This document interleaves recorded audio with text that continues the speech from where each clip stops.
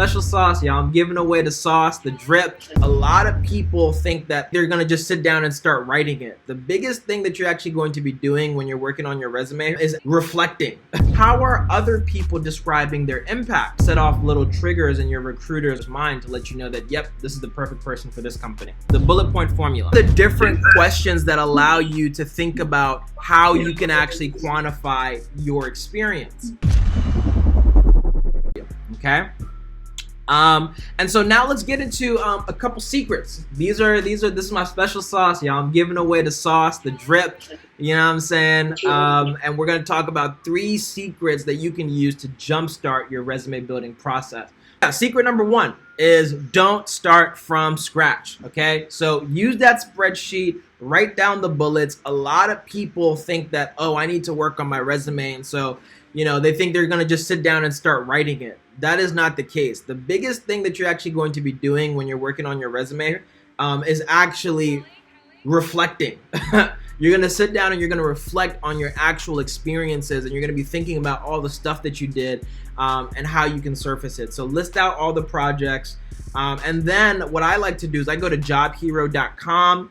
And I look up if I'm going for a financial analyst job, or I'm going for an investment banking job, or I'm going for a web designer, a graphic designer intern. I'll look up that job title or very similar job titles on Google and on Job Hero, and I try to find resume templates to see how are other people describing their impact. This is very important because it gives you a starting point and it lets you know what vocabulary people are using in the industry. Vocabulary is very, very, very important because you want to speak the same language as the people that you're actually working for or that you actually want to work for, to show them that you're a part of the community, you're a part of the tribe. So knowing the right words to use to express your experiences is going to be key, because it's going to set off little triggers in your recruiters or in your hiring manager's mind to let you know that, yep, this is the perfect person for this company. Okay. And then I take things a step further because Job Hero is very generic. So a lot of that stuff is actually coming from, you know, random resume writers or sometimes computers, but they have some really good like generic templates that you can use as a starting point, especially when you're new to the industry and you want to figure out what are some of the key words. And the goal when you do that is not to copy what you see on Job Hero, but to see how are they talking about the job, and then is there anything that they say in the resume that you also did in your experience that you want to capture. Okay, that's what the goal of Job Hero is. The next thing is like I go to LinkedIn, and LinkedIn search is a really, really, really powerful tool. All you got to do is I literally just go to LinkedIn and I just search whatever job it is that I'm looking for, and then I go to the filter section and I filter it by the companies that I actually want to work for, the companies where I want to see people who work for those companies. And then I click to their profile and I read their entire profile and I see how are they actually talking about their job. So if I want to work at Facebook, I'm going to go search product management or product marketing at Facebook, and then I'll go through everyone's profile who is a product marketer at Facebook and see how do they describe their job. Okay, what are the key things that they're emphasizing? Okay, what are the buzzwords that they're using? How are they quantifying their impact? This is really important because it shows you how people in industry are actually talking about the role, and it actually shows you, you know, what's happening from a modern perspective, right? Like, how are people who are in industry, who are actively doing it, showcasing their impact? And that's going to let you know what's most important in that role as well, which you can use as talking points for when you're interviewing, or to make connections to why your previous experiences prepared you for this new job, which is, again, everything that we're doing for here is we're trying to convince them that our previous experiences prepared us for our new job. Okay. And when you do this, when you use Job Hero in Google and then you cross-reference that with LinkedIn, anybody, and you can even look for people who went to your schools, or people who are in specific regions, or people who are at specific levels. It allows you to get a head start. You don't have to start from scratch.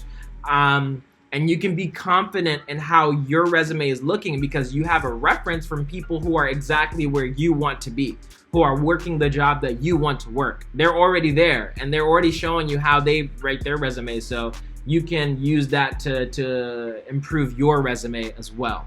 Okay. So that is secret number 1. Don't start from scratch. All right. Secret number 2, the bullet point formula. So this is a very simple formula that I'm sure all of you guys know, but essentially you lead with the action verb, which is what you like, describing like the specific role that you had to take, and then the next thing in there is what you actually did, and then you talk about the impact, so why you did it and the impact that you achieved. Sometimes you may not be able to fit this template exactly, and that's okay, but the goal is to use it as a guide as you're writing your resume. And we have some examples in here where we're actually going to show you some before and after examples of some people's resumes so that you can see what that actually looked like. But first you start with your action verb, which should be very strong and very clear to what you did. So proposed, implemented, led, liaised, triaged, whatever. We'll have all that in there. And then what you did, why you did it, and what impact did you actually achieve. And again, why you did it and the impact that you achieved, sometimes that can be redundant, so feel free to use one or the other as needed. You want to flex this to align to whatever your truth is. So the next thing is going to be actually quantifying everything that you're actually doing on your resume.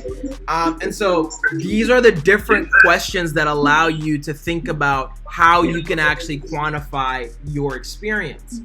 Don't be afraid to actually estimate your impact when you're quantifying. It is okay. If you don't know exactly the number, all that matters is that you're not saying anything that is crazy, right? Like if you helped, let's say I did a project where we gave out a bunch of meals to some people. Let's say in reality, I actually gave out 150 meals, right?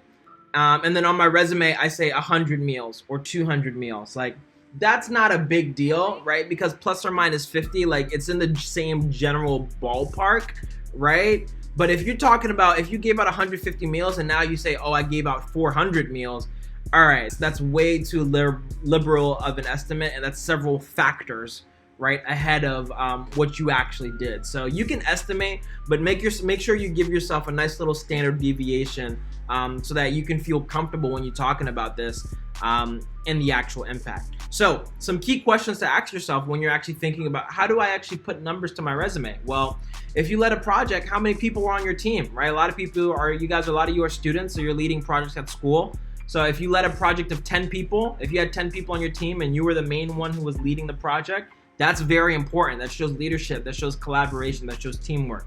Let me know there were 10 people on the team. If you did a presentation, how many people attended the presentation? Were there 50 people? Were there like 20 staff, 20 students? Let me know, right? If you save time, how much time did your project save?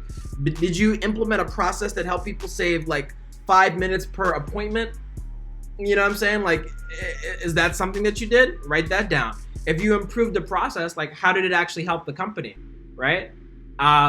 Which is a big deal.